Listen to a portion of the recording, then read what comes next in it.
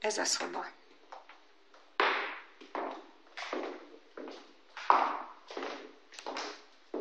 Ez a déli ablak.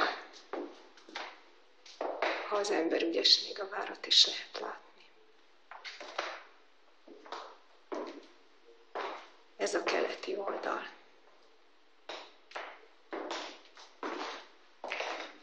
Itt van egy kis gardróbszoba.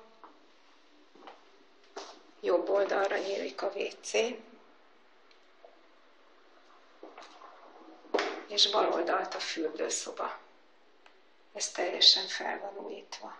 Kádi súly.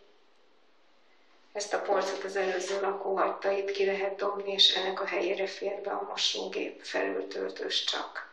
A csatlakozás ki van építve. Vissza a szobába.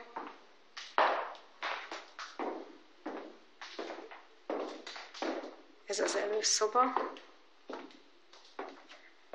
Itt van a konyha, új a tűzhely, és egy új IKEA konyhabútor van benne. Ennyi bútor van, amennyit az előszobában van. Ez itt egy kis kamra.